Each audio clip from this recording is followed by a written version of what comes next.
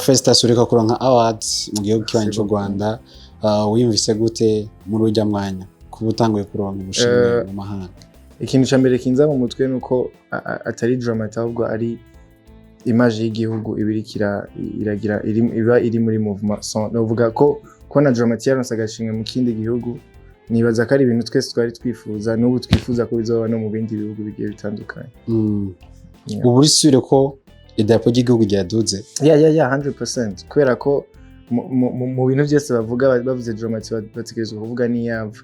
So byagenze gute kugira ngo amajwi avemo nka nyene dramati mu ndirimbo ya Bifese, ya dramati na Bifese?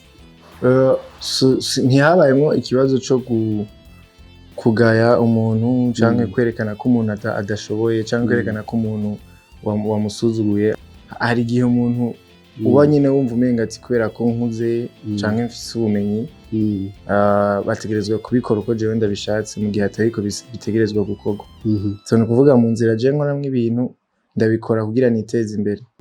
Nakonye ikiganiro na DJ Paul ambwiye ati Jess manager nkuko babyitirira turafashanya.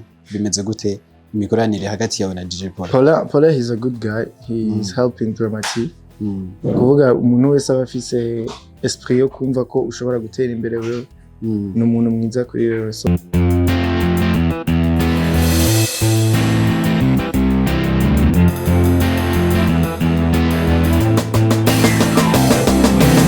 Yes, bakunze open mic. My name is Patrick. Ndi kumwe n'umuririmbyi Drama T. Baby killer. Ndakora mu kiki. Meze neza. Wambaye nk'abantu ba visit Burundi? Yego. Izo boria abakira rugendo. Bon, Jenna yambaye comme I didn't realize you come. It's for them. Mugabo. Okay. Thank you. First time. Visit Burundi, we got you. Yeah. So, umwaka wagenze gute kuri Dramati wa 2023? Umwaka wagenze neza. Dramati yaririmbye indirimbo zigiye zitandukanye. Dramati yara performance ahantu hagiye hatandukanye. N'amakorabo menshi cyane. Amakorabo si menshi cyane. Arakwiye mu mwaka nk'umuririmbyi. Ngo duhiti duke dusa neza. Tumeze neza. Voilà. Uba yumva gute muri urya mwanya? Uriko urakubita ama hits gusa? I'm always grateful kubera ko novuga biri mu bintu umuntu abasanzwe akora like nk'ibikorwa vya buri munsi bikaca bikwereka yuko hari abantu bariko baravya appreciating, so that means I have to feel good. Jari waranavuze yuko ushaka ku mwaka wa 2024 indirimbo zawe ziba international? Yeah. Nivyo novuga ko buri murundi wese yo kwifuza gukora. No kuvuga tugerageze kwibona ku yindi stade ira handi hantu atari dusanzwe tumenyereye. Ari ikintu kitagenze neza wari witeze kuzokora ariko kitagenze neza no mwaka? I don't think ko gihari. Kwera ko ibintu byose uko bitegura utegerezwa kumenya ko atari ko bitegerezwa kugenda. Mugabo ubwo novuga ko magarara muri positive mu gushima ibyo bisanzwe nararonse. Hamwe ibyo navyo bitakunze nkasaba ko bizokunda mu mwaka uza. So ni no mwaka wasohotse ubwa mbere mu gabane wa Burayi. Ubyari bimeze gute ibikorwa wakoze hariya akaviza ukikaronka wiyumvise gute watekereza iki ushitse hariya? Uno musi gicapo kimeze gute muri cyo wakoze i Burayi? Ubwa mbere byangiyoye nk'umuririmbyi aho muri new generation abaye wa mbere gushobora gukora ico kintu.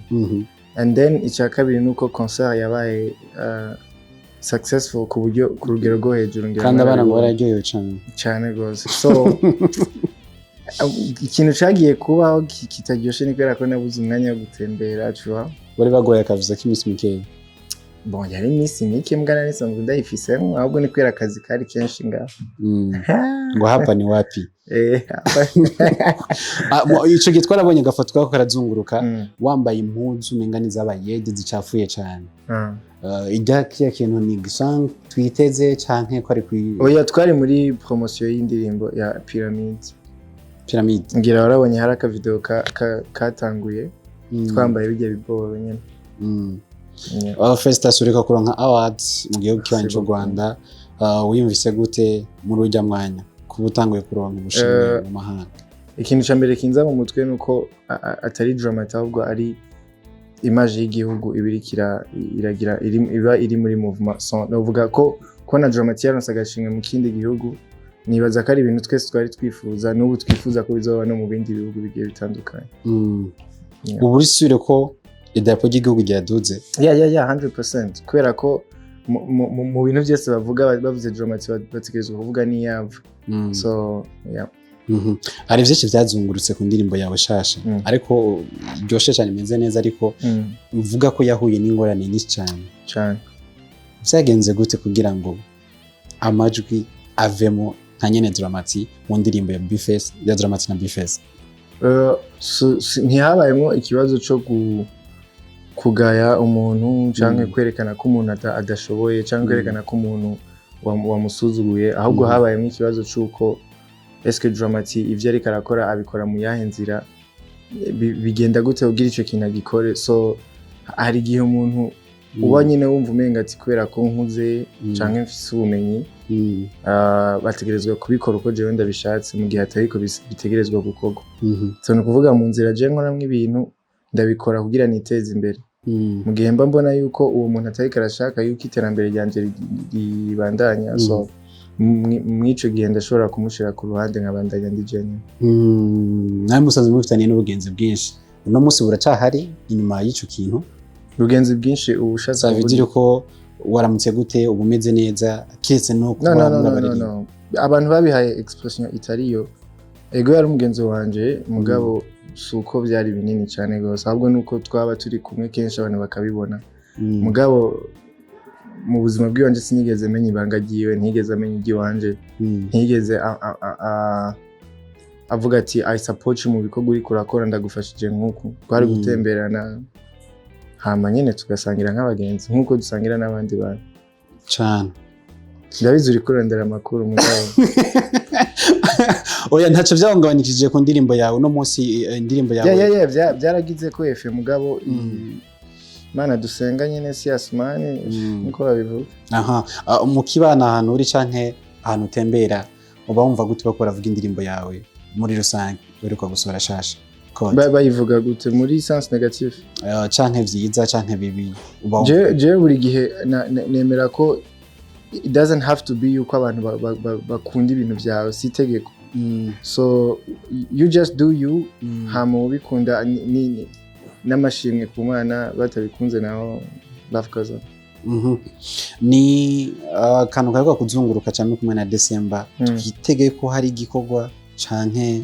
Abaririmbyi bahuzwa n'umuziki. Ni kuvuga anytime twe dushobora gukora ikintu kubera ko dusanzwe turabaririmbyi. Nakonye ikiganiro na DJ Parambye ati Jess manager nkuko babyitirira turafashanya. Bimeze gute imikoranire hagati yawe na DJ Paul? Paul is a good guy, he is helping dramati. Kuvuga umuntu wese aba afise esprit yo kumva ko ushobora gutera imbere wewe n'umuntu mwiza kuri wewe. So Paul has been there, arashobora kumenya ico dramati akeneye hama akagishyiramo ingufu kigakunda. So yeah. Abavuga yuko naho kuja cyane kuririmba bavuga kwipendekeza mu gihugu cy'u Rwanda ku baririmbyi ngo hari ico vyica mu muziki ko bari ni ikibazo kirihe nagira muntu yo kwishimira kubera ko reka ndakubaza ikibazo. Ni inshuro zingahe twasavye yuko bashobora kutuvuza hariya? Nyinshi. Iyo bariko baratuvuza maybe kubera ko twabipendekeje ko ikibazo kiba kirihe. Nagira twebwe ico dushaka ni eske ivyo twashaka twabironse. Naye mu nzira uba wabicishijemwo ni washaka gukora ikintu uragikora utaravye inzira ugiye gikora. Jemba bona atakibazo kirimo kandi sinipendekeza cause they need me, I need them. So yeah. So hari igitamo c'itariki 31 cha Kistare event witeguye gute, bimeze gute? Turindira ka fish gasohoke, but dramati he is always ready. So nyene nisaba abantu kwashika and then nyene witness the magic. Nama hip hop kwenda mbere. See, sindamenye ingene bizoba byifashe mbwa I know yuko bura concert ntegerezwa ku improving ikintu gishobora. Sinogena navuze ikintu cyo kwidoga igihe ari muri award yari yabereye mu gihugu cyo Rwanda. Trace award. Waravuzemo akantu gato yiko kandi twe twabonye ko wari urimo Just narindi nagiye narose invitation yo kugenda après yuko twavuganye nabo. So jewe bijya narabivuze and then barancontacta barambwira ikibazo gihari yuko twetura maybe aba promoter bashobora kwegera ayo masosiyete bakaba present ibintu byacu kwera ko abariko bategura ikintu kiri international baba bakeneye Burundi baratuzi kwera baravuza imiziki yacu. So bamaze kubona bijya biboro barancontacte ndagenda turavugana and then maybe mu nyuma ngira bizogenda neza. So ndagushimiye cyane ikiganiro ni open mic. Twongera tunababwira babandanye bakurikirana code ma subscribe na rutrante bakwitege cyane.